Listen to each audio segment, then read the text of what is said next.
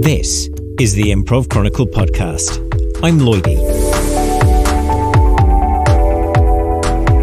Any art form is subjective and it can lead to practitioners questioning themselves. But how do experienced improvisers and improv teachers deal with the phenomenon of imposter syndrome?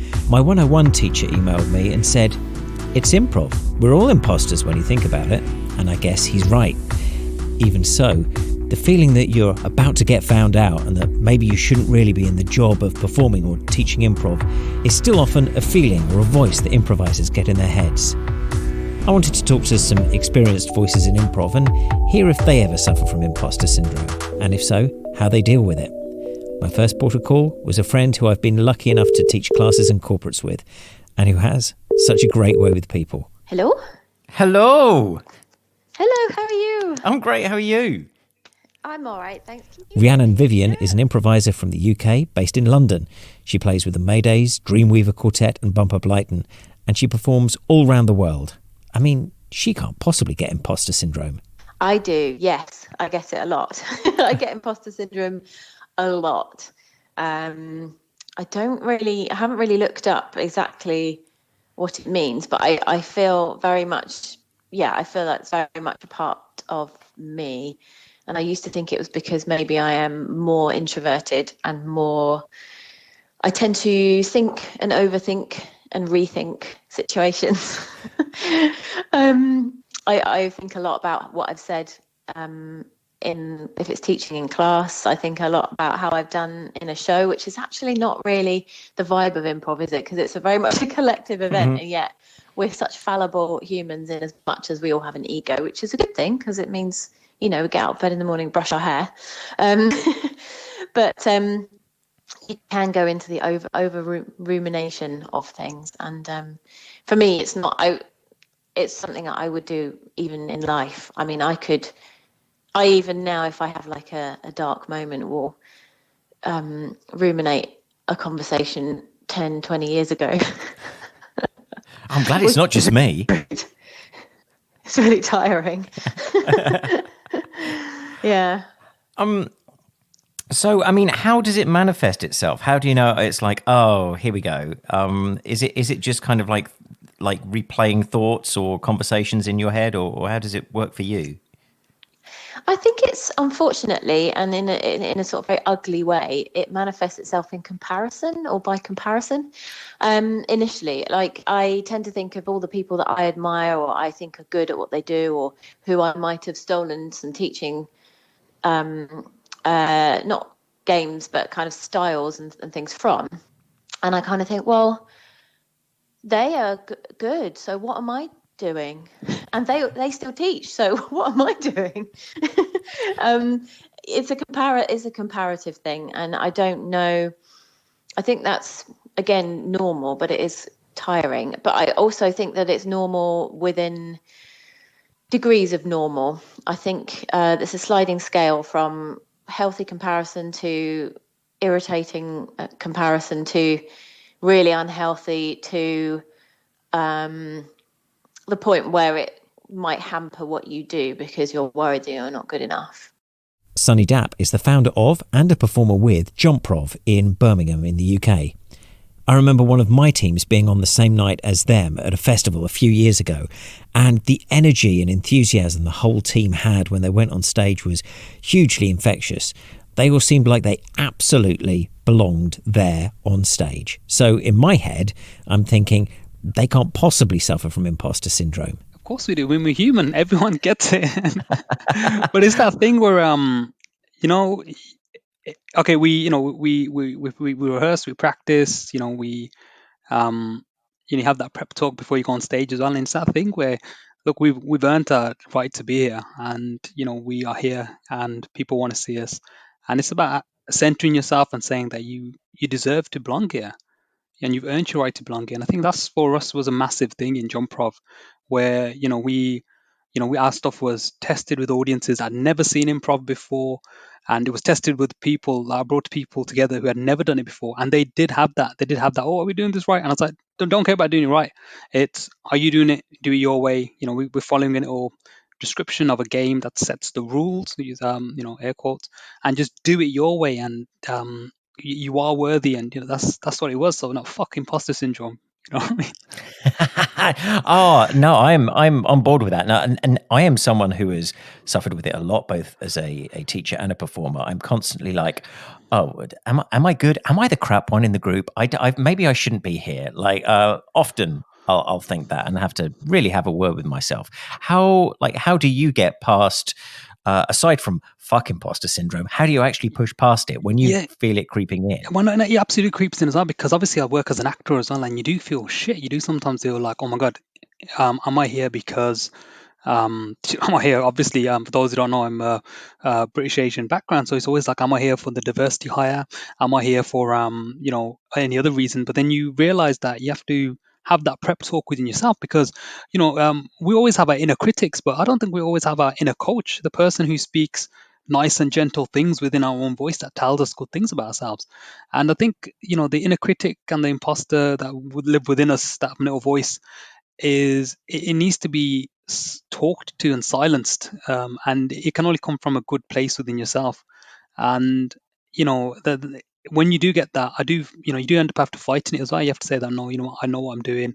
And I think the thing as well is, especially with comedy and with any art as well, you have to, especially with art, you have to do your thing and know that, yeah, what you're doing is good, and that's your flavor and that's your style. It's always a thing where you think, oh, did I just perform really good on stage, or have I done a really good show?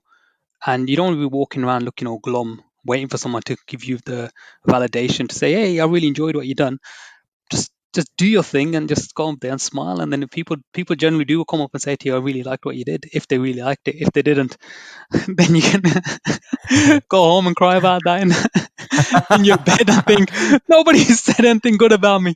But I think it's fine. I think that for some reason, when it comes to for example, like improv and just arts and imposter syndrome, it's always there and it's always real.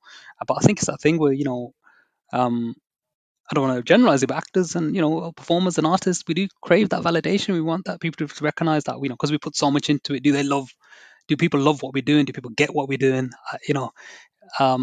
Yeah. It's on a rant. It might have been a rant, but it was gloriously right, at least for me. Of course we want the validation of people liking our work. We're there to entertain, after all. For me, imposter syndrome can be a stressful thing. It's one of those nagging feelings or nagging voices you get in your head that you're just not good enough for the work that you do.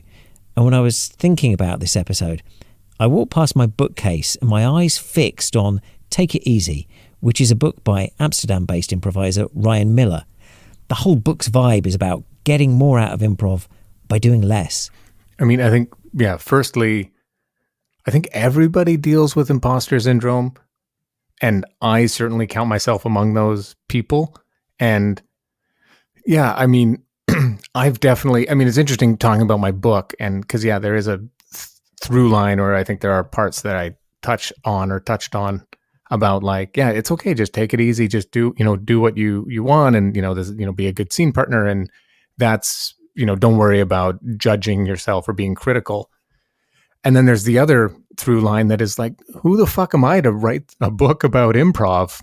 You know what I mean? And during the writing and the whole process, I had to deal with that as well, where it's like, no, I think I have things to say, and I think there's an audience, and I think, even if I'm not writing the definitive book, and I'm not claiming to be more of an expert than maybe I have any right to be, although I do think I have some expertise. But yeah, it was interesting kind of when we started talking about this, or when you mentioned the idea to me, where I was like, there are two things in that. One, having it, of course, as part of the book, and then two, as part of the writing process. How do you go about dealing with it personally? Dealing with imposter syndrome, there's a couple of things that really kind of I use to get by, and one is, I think it's a balance of taking yourself not seriously, but like giving weight to what I feel, to my instincts and impulses. So I want to do this. I'm interested in exploring this. That's legitimate. And then on the other hand, it's also like not taking myself too seriously, where it's like, yeah, I'm trying this thing, and you know what? And it went okay, or it went terrible, or it went wonderful. It's kind of irrelevant. The point for me was to do it, and then and to do it once. And if I like it, or if there's something there, or I really failed, and I'm like, okay, but that I'm not satisfied with that. I need to attack it again. I need to go back and keep going. And that's how I kind of deal with it, is just to play through it and not let it define the choices I make, because otherwise, like, I'd never get anything done. The sense I got talking to Ree, Sunny and Ryan is that this isn't just a thing a few of us suffer with, despite the fact that it can seem very personal and very isolating. Feeling a bit of a fraud in what you do is a universal thing. In all the years I've been teaching performing now, I've actually spoken to some people about it, and I've even spoken to people who I hugely admire their work, and you will always find that they will say the same thing back to you, like tell you that they have imposter syndrome and not even had it, they still have it, and they'll always have it.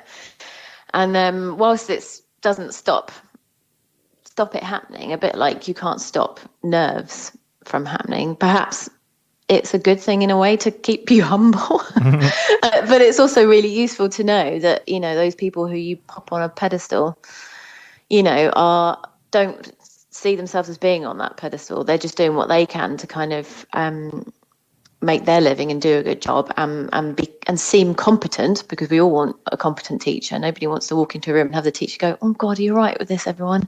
Oh, I'm a bit rubbish, aren't I?" That's the last thing that you want. So other people's confidence is not something to be afraid of, because underneath it's a helpful thing, and just knowing underneath all of it that we're all just little human beings trying to do a good job. Ree is right. We're all just trying to do a good job, but something in our brains is trying to get in our way. Well, that's in Stephen Pressfield's The War of Art, he talks about the resistance, and it could be procrastination, and I think imposter syndrome fits in there as well, where there's something, it's a big desire that you have, or a big creative goal that you want to achieve. It's write a screenplay, or audition for some roles, or say like, I want to audition for this improv troupe or whatever, but who am I? Who can I do that? And that is not you. That is this resistance, capital R resistance, that Pressfield talks about, that is there to kind of to challenge you, to make sure that you really want it, and to kind of let it push you. That's what I would say, rather than to let it win. So we need to push through, but how? How do we move past something that can really get under our skin and impact our self-esteem? Here's some thoughts on that from Sunny. So look, I've had it as well. I've had like people, like, so we've, you can remember as well in Jump Prov as well. Again, I'm getting a lot of people who have never done improv before, and they will see us do stuff, and they'll turn around and us, like, had this guy turn around and say to Sunny, like, "I've seen what you guys are doing. I'm thinking, can I do that?" And I said, "Look, you can do that, because obviously, we got we go through the stuff, we practice it, you pick up the tips and tricks of certain games, you get comfortable with yourself, and the main thing is, getting comfortable with yourself.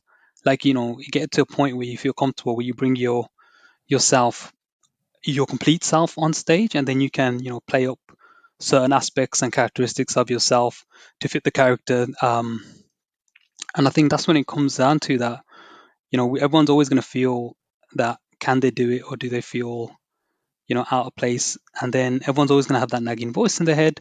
And it's about being kind to yourself, and knowing that, look, yeah, I can do it. And everyone's also got these same fears. And if imposter syndrome is creeping in, it's about just sometimes taking a step back from with what you're doing as a person, and just thinking, you know what, you've come so far, and you have so much more to give in the situation, and don't feel that don't feel that you are not enough. Feel that you've got so much to give as well. And the idea is that you just give in, being positive with it, confident with it, and just enjoying it as well. You can think of it like this, that everyone's an imposter at the beginning when they start, no matter what it is, whether it's like, oh, I've never fixed a car before, or, who am I to, be an executive chef in this Michelin-starred restaurant or whatever. But the point is to just do a lot of work.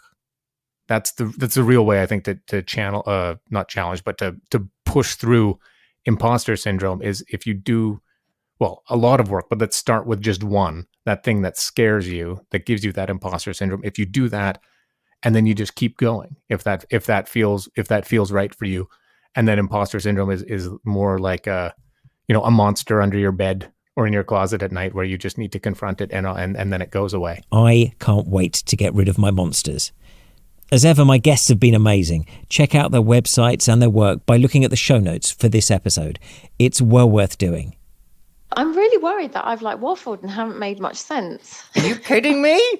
Now you're getting imposter syndrome on the interview now, Ree. Come on. Yeah, I'm impostering right now. Oh my God. It's like she hangs up and it's like, oh, I wasn't smart enough for Lloydie's podcast. I wasn't articulate enough. Did I listen to him even though he was asking me the questions? Did I listen to him enough? Do you feel fulfilled, Lloydie? Have I helped you? Ree, honestly, I need you to go away knowing that you've been a great guest. Okay? Okay. Honestly, I had a friend of mine who said to me, I think it was after many conversations and years of being friends, and also then watching one of my shows. It was two separate friends. One said it's very noisy in your head. And I was like, yeah, I know. And the other one was like, God, it must be exhausting being in your mind. And it was very interesting that two separate people had said that. And it is, I would say trying to be a good person is tiring. It is, isn't but it? We should always strive to do it. Next time on the Improv Chronicle podcast.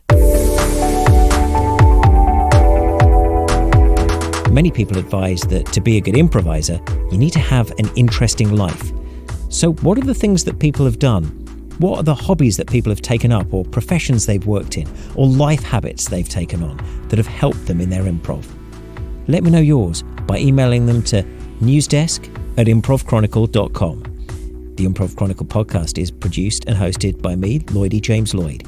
You can help the podcast by subscribing and rating us on your favourite podcast app.